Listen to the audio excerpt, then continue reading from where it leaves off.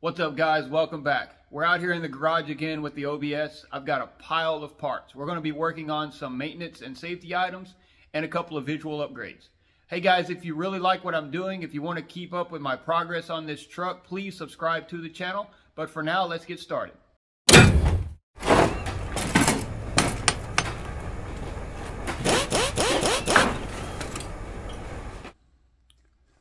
So this is my pile of projects for this round. I forgot what round we're on, round 8 or something like that. So we'll start from left to right. In a previous video, we installed a reverse camera and I had to run a wire through the floor of the cab. And I didn't have a grommet, so I ordered a set of just a box of grommets because they were cheap. And this is the plug that we popped out. So we're going to get a grommet in there to protect those wires. We're also going to be installing a 4-light kit. So on these trucks, whenever you turn on the low beams, you just get the inside. And when you turn on the high, I think it's the other way around. Low beams are outside, high beams are inside. This kit will make it so when you hit high beams, all 4 light up. These are not the best headlights. They're not the best technology. I mean, no, they're older, 34 years old. So I'll take anything I can get. And it's getting darker now. So I'm having to come home at night, you know, after dark a lot, coming home from work or from the gym. So that's going to help. And also, when we put the drop on the truck, it doesn't set the same angle that it used to. So the headlights are pointing high right now. The low beams are pretty good. The high beams, they hit the top of the trees. So we're also, after we get this this kit installed, we're going to go ahead and repoint the headlights and get them to the right angle to make them work as best as possible, you know, because they're not that good in the first place. So next up on the list is going to be a full brake job. I've got new rotors. And with these trucks, the rotors and hubs are all one piece. You can't just swap the rotors. So I got those. We got some new brake pads. And I'm going to go ahead and replace the hoses that go to the calipers because I know that they are known to, the inside of the hose will collapse and cause the calipers to stick and not release. So while we have everything apart, we're going to go ahead and replace those. And since I have to disconnect the calipers to do that, we're going to go ahead and paint the calipers red. And we're going to flush as much of the system as we can, at least in the front. So I got a big bottle of .3. So that's going to be brakes. The brakes work good. If you watched my other videos when we did the drop kit, I showed you guys, and you can kind of see through this wheel that these rotors are pretty dished. I don't know if you can see in there, but they've got a good lip right there.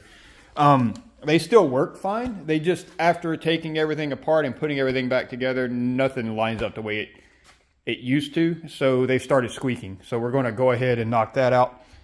Make sure that I got good brakes, good brake pads, everything works. And then last but not least, we're going to install this air cleaner. The factory truck air cleaner I mean, it works good. It's got a little cold air tube on it, but when we get the cowl induction hood on here, it's going to allow for airflow to come in from the top side here. So we won't have to worry about that cold air tube anymore. So I actually got this one. This is the one that we have, is a black crinkle cut with the red. So that's kind of going to be my theme. I think under the hood is going to be black and red because the truck's going to be silver and red with some black accents like the grill and stuff. So I'm going to go with black valve covers and all of that. So we're going to go with this guy and get it put on there for a little visual. So when I get the cowl hood, which should be done this week, we'll have something to look at under there. So, all right, let's get started. All right, we're going to start off with the light wiring kit. I tried the cheaper, they have like a $20 version online. And when it got here, I opened it up and it was completely missing one of the wires. I don't know. So I sent it back and I just splurged on the more expensive one. This is the painless kit, and it is probably 40, 45 bucks, but I know it's going to work, where that other one was kind of sketchy. So the other thing we need is somewhere to get power from, both for this light kit, and I eventually plan on putting an amp and a sub in the interior when I redo the interior. So we've got to upgrade the battery post on the positive side to one that accepts a power loop. So that's what this guy is. This replaces this. And then it's got this bolt on the end that allows you to put a hoop underneath it. And I'll show you that once we get onto that step. So I'm going to go ahead and get the battery disconnected, get that switched out, and then we'll refresh ourselves on the instructions of this and get it knocked out. And then we'll check it out. All right, looks like it's going to be a 5/16 to remove the factory battery post. And then this guy here, and I'll put links to all of this stuff in the description. This one's a 3/4 inch end wrench to put it back on. I've already removed the nut that holds the loops on there, so we'll get that knocked out real quick and then check it out. All right, next up is going to be this wire kit, and I'm going to hold the instructions up here if you guys want to pause the screen to have a look at those. Basically, you locate the loom that has the wires going to the headlights, which is going to be pretty simple. You're going to mount this relay and fuse to the firewall, or to the fender well here close to that relay, and then you got to route the wires to the right places, and we'll go over that as we move forward. So I'm going to find a spot to mount this up. Got to find the headlights down here. I want to get some light so I can see, and then we'll check it out. Check out the result. All right, on this truck specifically, it looks like that's going to be the best access for the headlight wires, way down there in front of the battery. So I'm going to have to probably pull the battery and move it over. But you got like a creamy colored wire, a black wire, and a green wire and a black wire. So they disappear down under the fender, and I'm assuming they run inside the fender that way. So there's really no other access to them. So I'm just going to pin the wires in. You just use T-taps, so I'm just going to hit them there once I move this battery out of the way, and we'll just do that. All right, 13 millimeter is the battery hold down bolt. You got to be careful. There is a ground strap right here to the fender, so you can't go very far with the battery. I can unhook that if I need to, but I'm going to try not to, because we got pretty decent access to the wires down there. So I'll refresh myself with the instructions again, and then we'll get some T-taps installed. I got to figure out a spot to install this relay as well.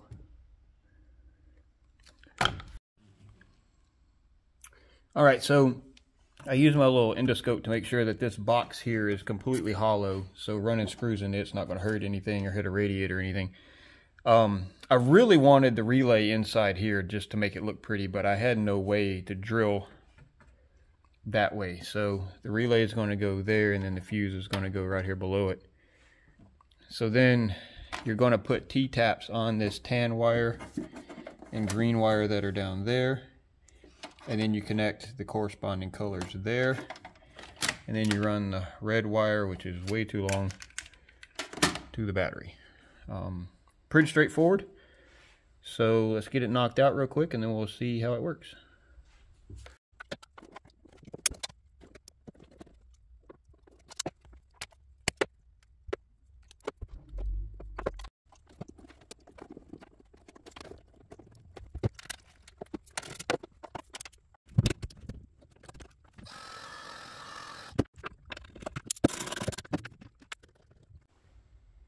All right, we got a hot wire connected here. I still need to snug that up. Got the battery reinstalled with the hold down. Got the relay and the fuse tucked in back there. And then the T-taps to the headlights. So we should be good. Let's get in there and try it out. Let's see what happens.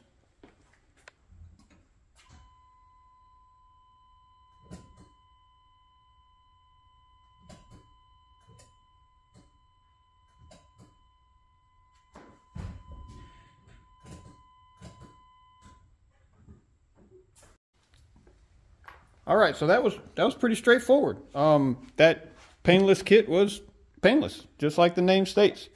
Really easy to connect. All the wire colors matched, so it was a no-brainer. Headlights light up, low beams and high beams at the same time. And one thing I'd read about some reviews of other kits was that the high beam indicator on the dash stays on all the time. And I verified that it does not. When you have the high beams on, it lights up. When you just have the low beams on, it turns off like it's supposed to. So that's a relief as well. So I think while I have the hood open, I'm going to go ahead and change out this air cleaner. And then we'll roll the truck out into the driveway and get set up to repoint the headlights using these screws in here. Do that, and then we'll get started on the brakes. Cool. Progress. All right, let's unbox this guy and get a look at it. It's going to be kind of hard to do one-handed. Hang on.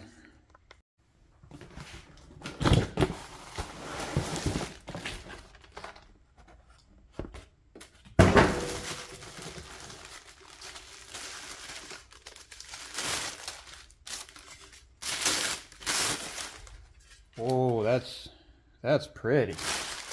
It's a good finish. It's that wrinkle finish. Nice bright red Chevrolet. Good looking filter. Got the base. Same wrinkle finish. Now we got a parts kit here. I don't know how much of that we're going to use. I know we will need the center screw, but so let's get the factory stuff pulled off, and then we'll see what it takes to get that one put on.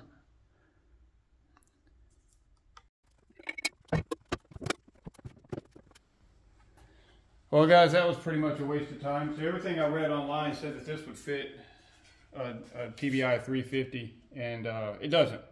So because this base drops so low, it's not just hitting this stuff here, it's hitting like the top of the coil pack right here. I don't know if I can get some sort of like a spacer here, but this doesn't, like, it's not even close. It's got about a ½ an inch. It needs to go down further. So it looks like this is going to have to wait until I switch out to the carb type intake and the EFI system that I'm going to use. So this will have to go on the shelf until later. I'm going to see if I can put the pretty lid on the factory one, but I think it's going to look funny. So we'll see what that looks like, but it looks like this one's going to have to wait. All right, guys, I put the factory one back on there. I couldn't even get the pretty lid to fit the this center stud. Wasn't long enough, and then I found a standoff to make it longer, but then it was too long. So guess I'll have to wait. All right, so I'm going to roll it out and we'll get started on the headlights.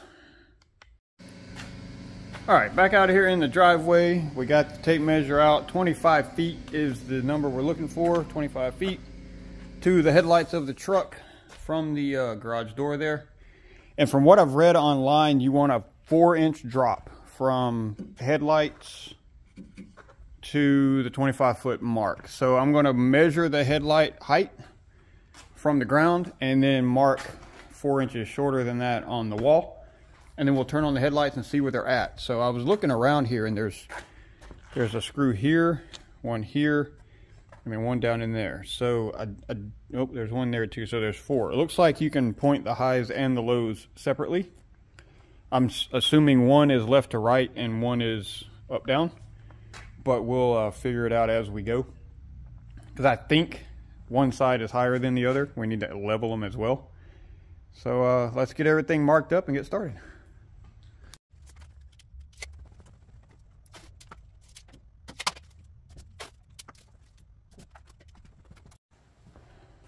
All right, so I got really lucky on mine with my combination of suspension drop and wheel tire combination.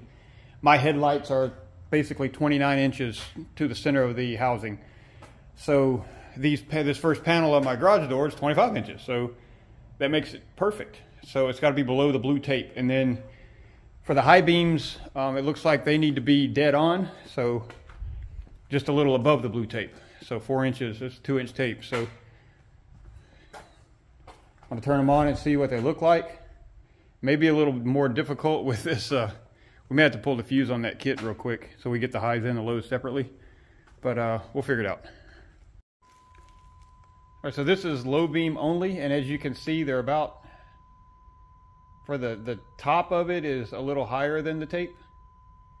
So we need to go down a little bit, and it looks like the right side is higher even more than the left side.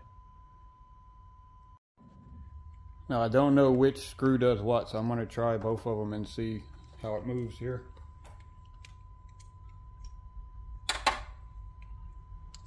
So this screw here, let's see what it does. Looks like it's going up, needs to go down. There we go. So I'm assuming this one is probably going to be left to right, which I don't really know how to adjust with this.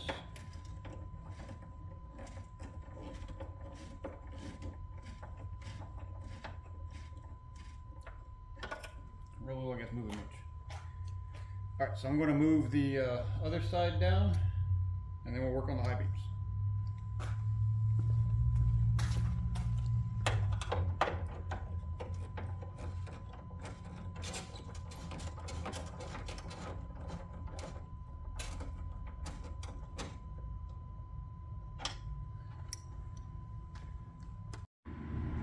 Alright, so I was turning the angled screw here to do the up down, and this one that's down in that hole is the left right. So turning this one, adjusted them up and down. As you can see, they're setting level with the tape now. So I'm going to go ahead and turn on the high beams and see what they look like. They may be crazy though, because I think the high beams are pointed to the sky. Oh yeah, they're way up there. So those need to come down a lot, but without bringing down the low beams. So let's see if we can figure that out next.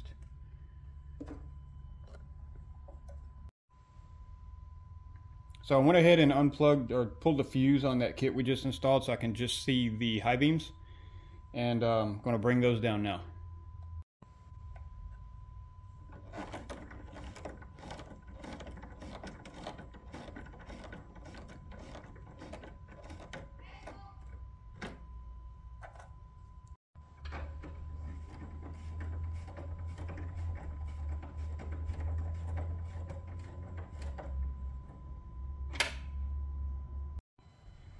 Alright, so we got the high beams down just above the line, and then the low beams are just below the line, or right at the line.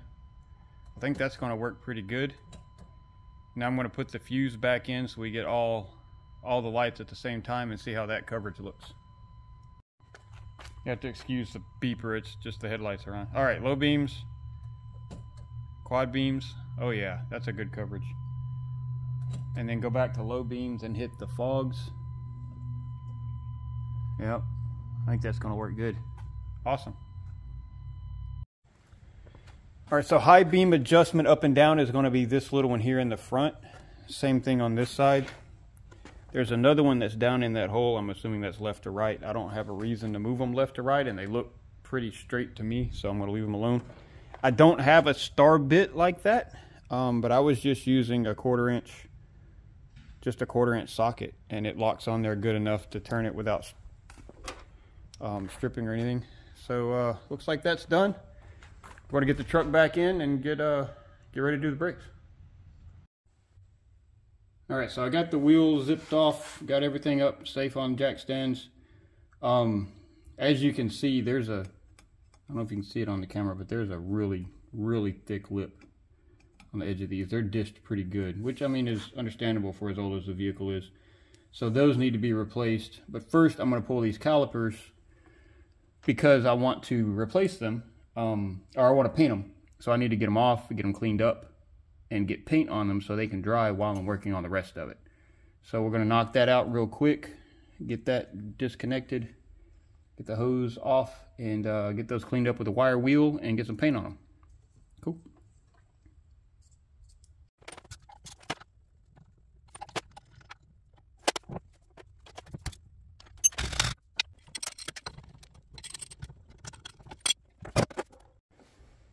Alright, we got the calipers off. For that, you're going to need a 3/8 hex and an 11mm socket for the brake hose. So we got those off. Be sure you put something down to catch your brake fluid. I didn't realize so much was going to drip. So I missed it at first, but we got both of those off and got them over here on the table. I guess the previous owner did a brake job on it because the brake pads still look really good. but those rotors are just trashed, and they're squeaking really bad since I took it apart and put it back together. So I'm going to clean these up and get a wire brush after them, tape off the bits I don't want to get paint on them, and then we'll spray them.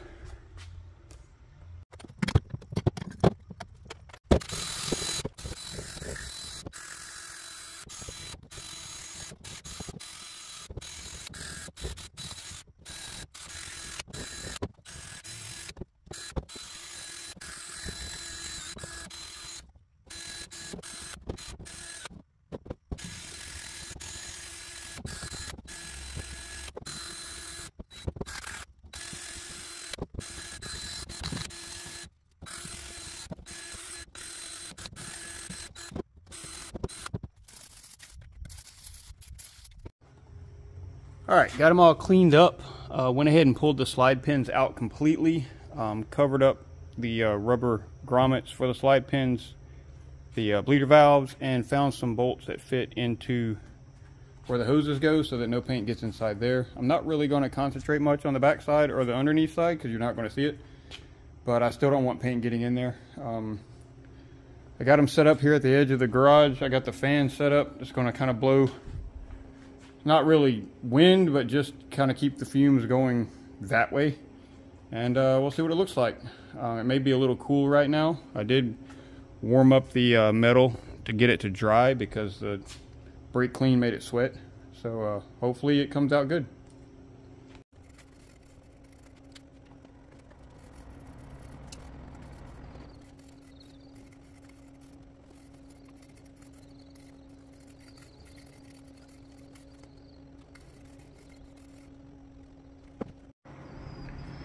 All right, we kind of hit that with a light coat and then a couple of thicker coats. The coverage looks pretty good. I think the metal's still a little cold. You can kind of see it bleeding through on the edge there. So I'm just going to let this dry and work on something else, and then we'll come back for a second coat. Maybe even wait till tomorrow when maybe the sun will be out. So we're going to let that set, and we're going to work on getting these rotors changed out while that's drying.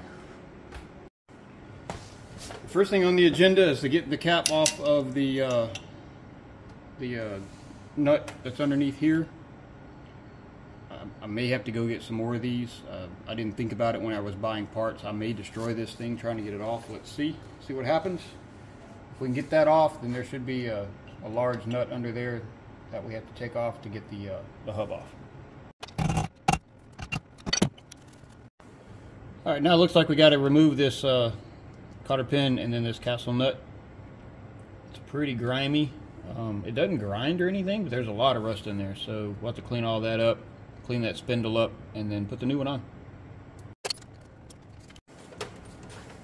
Well, that's kind of scary. I took the cotter pin out and I went to grab this. It looks like a 30 millimeter is going to be the right size, and I just stuck it on here to see if it was the right size, and it literally come off by hand.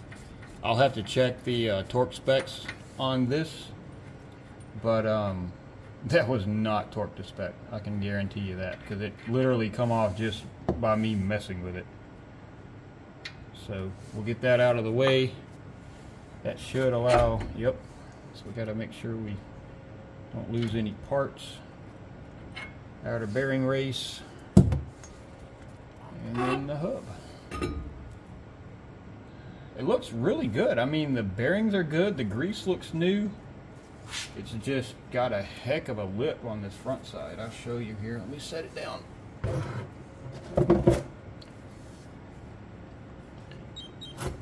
This front edge has a lip on it.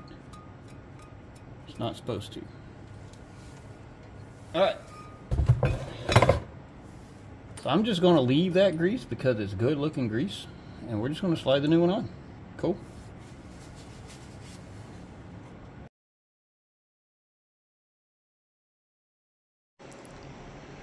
All right, we're back.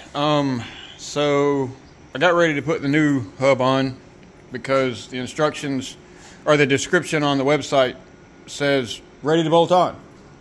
But if anybody, if you know what you're looking at, there's no bearings.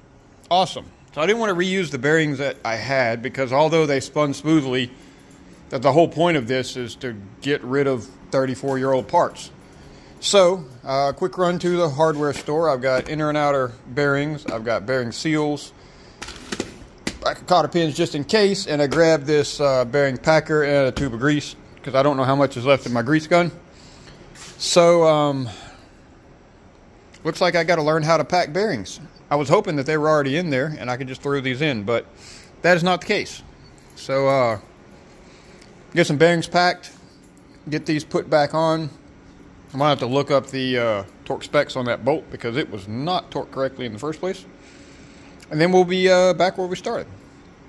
I'm also gonna take a wire wheel and knock some of this, because I'm painting those calipers, you know, I want them to look good, so I'm gonna knock some of this off too so it looks good as well. So we'll take care of that and keep moving forward. That's all I can do.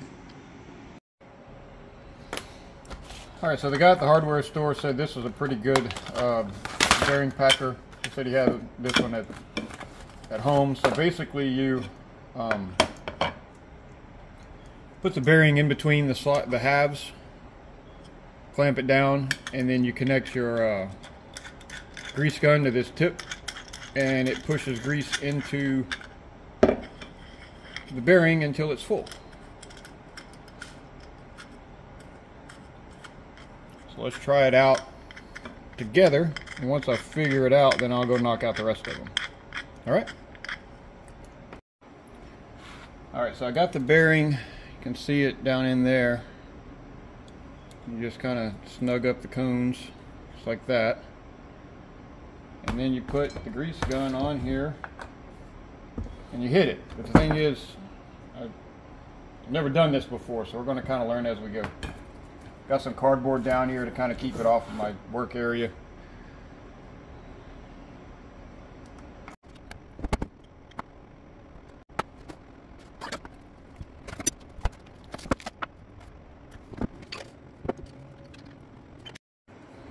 Alright, so we got the new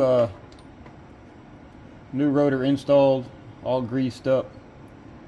So I know I talked a lot of mess about that not being torqued. I went and looked in the book that I have, and it literally says torque to snug, like 12 pounds or some crazy low number, and then back off and finger tight.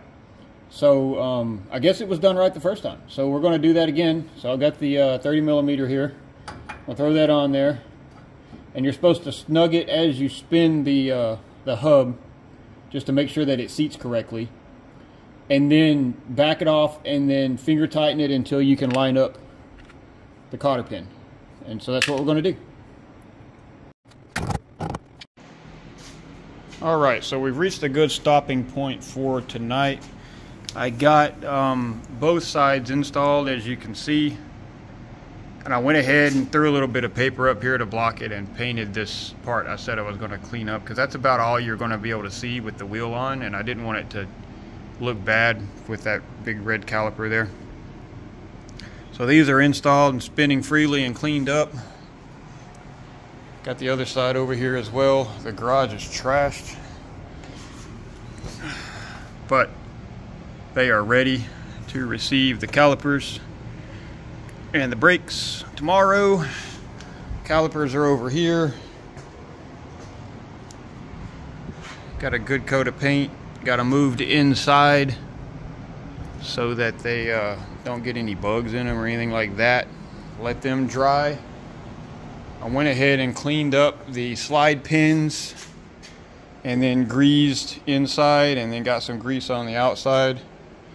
I picked up the brake lube grease when I went to the store earlier. So those are ready to go back in. So what I have left right now is going to be replacing these soft lines, and then from there it'll just be putting everything back together. So typical brake job. I want to replace these because, like I said earlier, they have a tendency to come apart on the inside and lock up your hub. Back in high school when I had my other 89, it did that on me and stranded me because the brakes wouldn't release. Had to sit there for a couple hours and wait on them to relax. So same thing for this. I'll have to trace up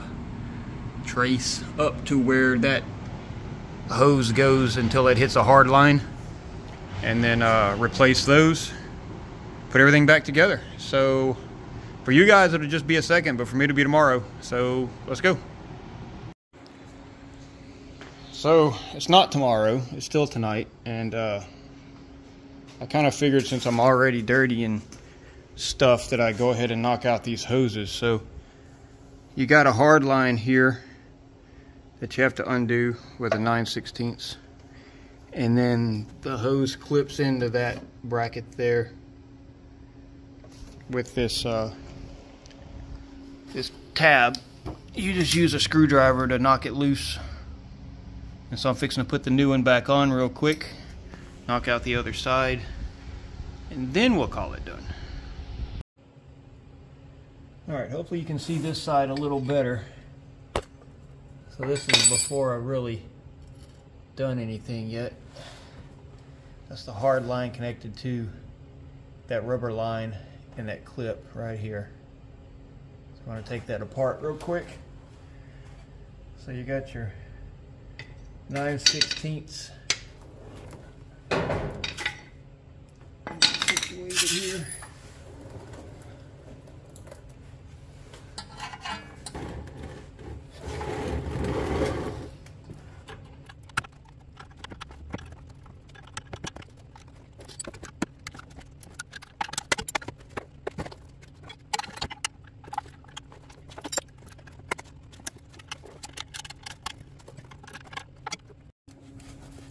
The other thing you got to be mindful of is you have to reuse your banjo bolt here. The new hoses come with new washers, but no bolt. So you just got to take this bolt out of this. Take that bolt out, take the washers off, and put new ones on it, and then put it back in there.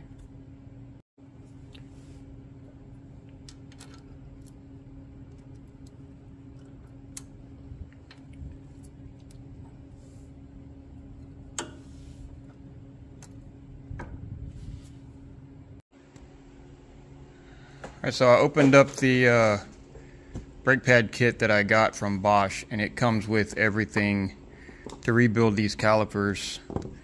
The inner seals, the caps, the outer caps, everything. So they're not really dry yet, but this is the bottom side, so it doesn't matter if I scratch it up, it's not going to be seen. So I went ahead and dug the seals out of in here, and that's the, see, this one was ripped up pretty bad. So I'm going to pop these new seals in, and then pop these caps on. I don't know if there's seals, I think there's seals on the other side too, so we'll have to flip them over. I'll get those popped in and then finally leave this alone so it can dry, and then we'll install them tomorrow. Alright, it's still not tomorrow. I'm impatient. Paint was dry enough. So I got the calipers installed, got everything reconnected on both sides. Good progress. So I got my little one-man bleeder here set up. Try to bleed these lines. Kind of weird that, I guess having those hoses disconnected, it completely drained the brake reservoir. But it made it easy to clean all the crud out of the bottom. So now I'm going to put some fresh fluid in there and start pumping until we get clear liquid coming out of this hose into that little container and no bubbles. So let's do it.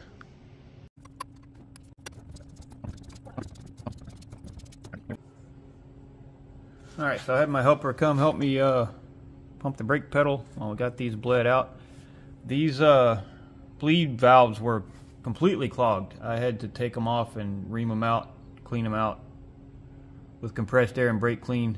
That made it a lot easier. So it shot like a geyser up in here when it popped loose. But we're good now. It looks like I'm going to go ahead and put the wheels back on, and then we'll see how it looks.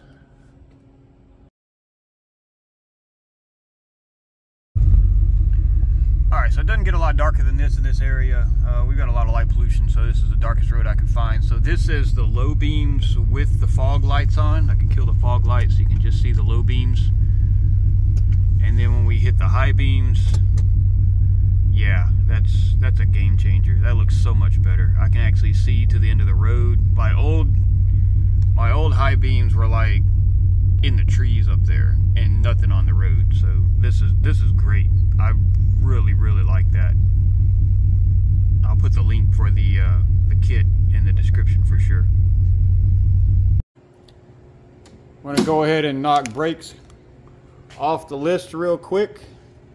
Progress is always good. I didn't write the headlights up here. That was kind of a spur of the moment thing. So we don't get to mark that one off, but one thing off the list. Alright guys, that's going to pretty much wrap it up for this one. We got the brakes done. We got the headlight kit installed. Unfortunately, we didn't get to do the air cleaner, but that'll come at a later date once I start on the engine modifications.